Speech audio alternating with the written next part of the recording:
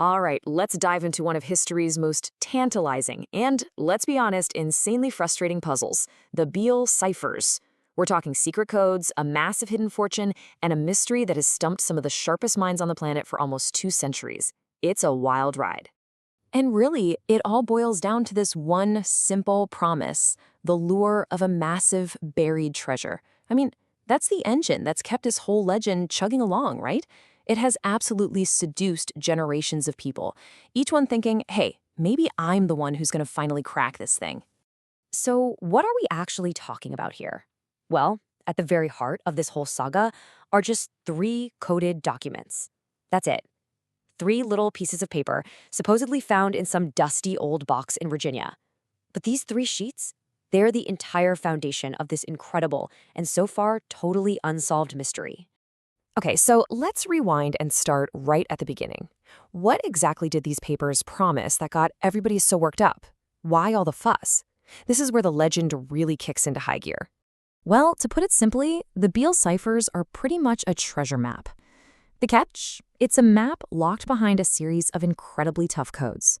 The story goes that these messages hold the key to a massive fortune. We're talking gold, silver, jewels, all buried by some guy named Thomas J. Beale way back in the 1820s. And look, we're not talking about a few gold coins in a chest. The scale of this supposed treasure is just staggering. The legend calls it a vast Civil War hoard, a fortune that would be worth an absolutely astronomical amount of money today. And it's all supposedly just sitting there, hidden somewhere in the Virginia countryside, waiting for someone smart enough to figure it all out. Now, for a long time, this could have easily been dismissed as just another wild story, another tall tale. But then, something happened. A major breakthrough gave the entire story this huge shot of credibility.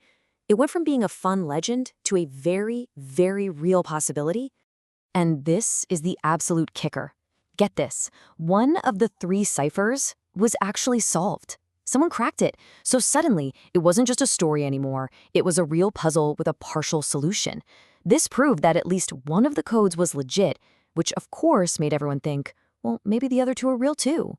So the solved cipher, it was the second of the three, revealed some absolutely electrifying details. It confirmed, yep, a huge treasure was buried. It talked about thousands of pounds of gold and silver. It even narrowed down the location to Bedford County, Virginia. But, and this is a huge but, it also revealed the catch, the exact spot, and who the treasure belongs to. Yeah, that information was locked away in the other two ciphers, the ones nobody could read. And that brings us right to the heart of the enigma today. Because despite that one incredible breakthrough, the other two ciphers have remained completely, stubbornly silent. They've resisted every single attempt to unlock their secrets. I mean, this is the core of the whole thing, right? On one hand, you have actual proof, a solved code that says, hey, the treasure is real. But on the other hand, you have these two other pages of gibberish that have, as one source put it, remained obstinately blank. It's this tug of war that has fueled almost 200 years of frustration, wild speculation, and endless intrigue. And, well, you can imagine what happened next. With no solution in sight, the speculation just ran wild. People started asking, is this whole thing just an elaborate hoax? You've got researchers linking the story to all sorts of 19th century conspiracies and secret societies. The bottom line is, even today, nobody can agree on whether the treasure is even real, let alone where it might be. Now, you might be thinking, okay, this is a cool old-timey story, but the hunt is very, very much alive today.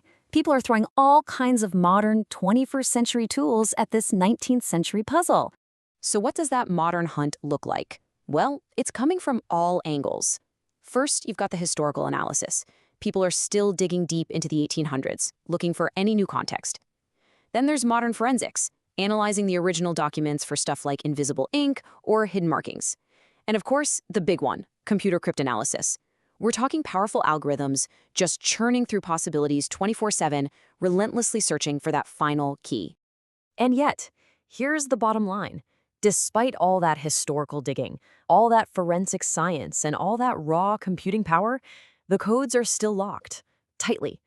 These modern efforts have definitely found some interesting clues, but that final treasure-revealing key? Nope, still missing. So, where does that leave us? What's the big takeaway here? The story of the Beale Ciphers is really more than just a treasure hunt. It's actually a pretty powerful statement about the nature of secrets. I think this quote just nails it. The Beale mystery endures as a chilling reminder that some past secrets outlast their keepers. I mean, think about it. The people who made this secret are long gone. The entire world they lived in is gone. And yet the secret is still here, perfectly intact. That's kind of chilling, isn't it? The idea that a puzzle can outlive its creator by hundreds of years. And that really gets to why it has such a hold on us. It appeals to two totally different impulses. On one hand, you've got the fevered treasure hunting, that romantic, adventurous dream of finding a lost fortune. But on the other, you've got the disciplined, scientific inquiry, the pure intellectual challenge of cracking one of the most famous codes ever. It's a mystery for both the dreamer and the scientist. And so we're left with this one last really fascinating question. We've used our modern tech to unlock secrets from ancient Egypt, from civilizations thousands of years old, but the Beale ciphers have resisted everything we've thrown at them. So was this a puzzle that was actually meant to be solved, or was it a story that was just meant to be told forever? Some secrets outlast their keepers, and you have to wonder, will this one outlast us all?